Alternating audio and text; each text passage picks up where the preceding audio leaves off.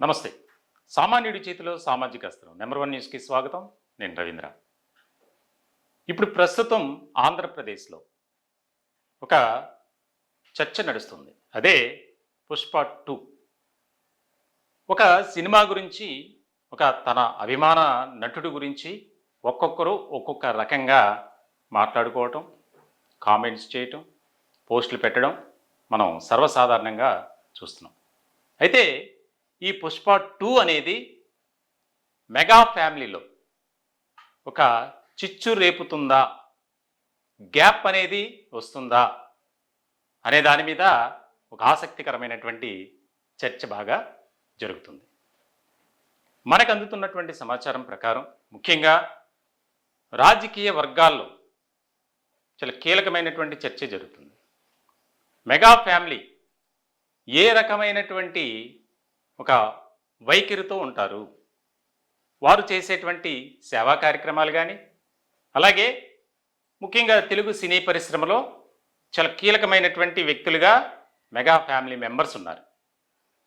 ఇటువంటి సందర్భంలో తాజాగా రిలీజ్ అయినటువంటి పుష్ప 2 ఆ మూవీలో ఉన్నటువంటి డైలాగ్స్ ఏవైతే ఉన్నాయో అవి కేవలం మెగా ఫ్యామిలీని ఉద్దేశించి, అందులోనూ ప్రధానంగా పవన్ కళ్యాణ్ను ఉద్దేశించే ఎక్కువగా ఉన్నాయి అనేది ఇప్పుడు అల్లు అలాగే కొణిదెల ఫ్యామిలీలో అంతర్గత విభేదాలకు కారణమయ్యాయా అనే దాని మీద ఒక రకమైనటువంటి చర్చ జరుగుతుంది.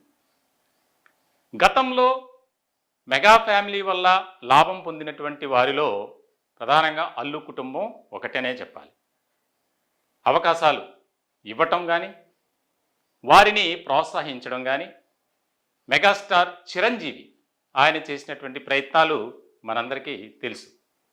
ఇటువంటి క్రమంలో వారు పేరు చెప్పుకుని అల్లు ఫ్యామిలీ కావచ్చు, ఆ యొక్క మెగా కుటుంబంలో కొంతమంది హీరోలుగా, కొన్ని పరిశ్రమల్లో అలాగే ఆయా రంగాల్లో ప్రముఖులుగా కూడా ఉన్నారు.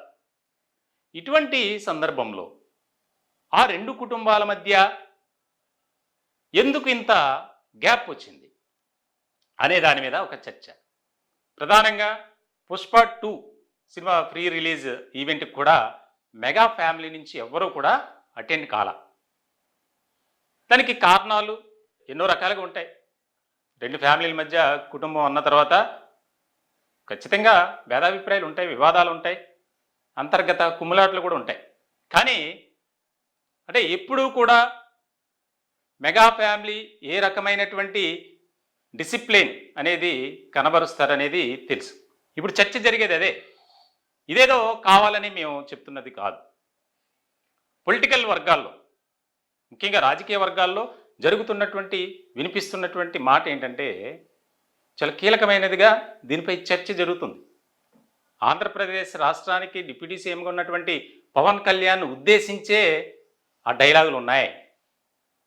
క్షమాపణ చెప్పాలి, లేదా ఆ డైలాగులను సినిమా నుంచి తొలగించాలి అనే దాని మీద కూడా ఒక డిమాండ్ ఎక్కువ. అల్లు ఫ్యామిలీ అలాగే కొణిదెల ఫ్యామిలీ ఆ కుటుంబ సభ్యులు ఎలా ఉన్నా సరే అభిమానులు మాత్రం రెచ్చిపోతున్నారు. పిఠాపురంలో అల్లు అర్జున్ ఫ్లెక్సీలను చింపేయడం, రాష్ట్ర వ్యాప్తంగా ఒక మంచి మూవీగా రివ్యూస్ ఇచ్చారు. దాదాపుగా ఒక్కరోజు కలెక్షన్స్ 145 కోట్ల రూపాయలని చెప్పి ఆ యొక్క చిత్ర యూనిట్టే ప్రకటించింది ప్రపంచవ్యాప్తంగా. మరి ఇలాంటి సందర్భంలో ఎక్కడ వీరి మధ్య ఒక రకమైనటువంటి భేదాభిప్రాయాలు వచ్చాయి అనేది కూడా చాలా ఒక చర్చ జరుగుతుంది. అంటే ఎప్పటి నుంచో ఉన్నటువంటి విభేదాలు ఒక్కసారిగా బయటపడ్డాయా అనేది. దానికి ఒక కారణం చెప్తా. ముఖ్యంగా అల్లు అర్జున్ ఎన్నికలకు ముందు పవన్ కళ్యాణ్ వెంట నడుస్తారు, ఆయన ఎన్నికల ప్రచారంలో పాల్గొంటారు అనే చర్చ బాగా జరిగింది. కానీ ఆయన వైఎస్ఆర్సీపీకి మద్దతు ఇచ్చారు. నంద్యాలలో వైఎస్ఆర్సీపీ అభ్యర్థికి ఆయన వెళ్ళి ప్రచారం చేశారు. వారి యొక్క బంధుత్వం ఏదో వేరే కారణాలు ఏమైనా ఉండొచ్చు. అక్కడి నుంచి ఈ కుటుంబాల మధ్య ఒక చీలిక వచ్చింది, గ్యాప్ అనేది క్రియేట్ అయ్యింది అనేది బాగా వినిపించింది. అల్లు ఫ్యాన్స్ మెగా ఫ్యామిలీ మీద రకరకాల ట్రోల్స్ చేయటం, సోషల్ మీడియాలో అసభ్యకరంగా అనుచితంగా పోస్టులు పెట్టడం ఇవన్నీ కూడా జరిగాయి. దానికి సంబంధించి ఎన్నో వివాదాలు కూడా ఫ్యాన్స్ మధ్య జరిగాయి.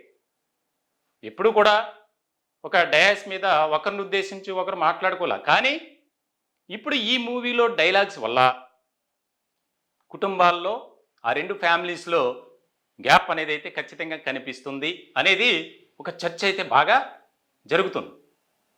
మరి దీనిపై మెగా ఫ్యామిలీ ఏమైనా స్పందిస్తారా, లేదా అల్లు అర్జున్ ఫ్యాన్స్ ఎవరైతే ఉన్నారో వారు చేస్తున్నటువంటి రచ్చ ఏదైతే ఉందో ఆ రచ్చకు సంబంధించి ఆయన ఏమైనా వచ్చి క్లారిటీ ఇస్తారా, లేదా మా రెండు కుటుంబాల మధ్య సఖ్యత ఉంది, మేమంతా కలిసిమెలిసే హ్యాపీగా ఉన్నాం, మా ఫ్యామిలీస్ మధ్య ఎలాంటి గ్యాప్ లేదు, విభేదాలు లేవు, దయచేసి ఎవరు కూడా అనవసరమైనటువంటి రాద్ధాంతం చేయొద్దు అని ఇటు అల్లు ఫ్యామిలీ అలాగే కొనిదెల ఫ్యామిలీ నుంచి ఎవరైనా వచ్చి ఒక ప్రకటన చేస్తారా అనేది కూడా ఫ్యాన్స్ వెయిట్ చేస్తున్నటువంటి పరిస్థితి. పొలిటికల్ సర్కిల్లో కూడా వినిపిస్తుంది అదే. మరి దీన్ని ఏ విధంగా ముందుకు తీసుకువెళ్తారు? ఒక రకంగా దీనికి ఏమైనా చిక్ పెట్టాలంటే మెగాస్టార్ చిరంజీవి ఏమన్నా బయటకు వచ్చి మాట్లాడితే బాగుంటుంది. ఆయన ఖచ్చితంగా మాట్లాడతారు.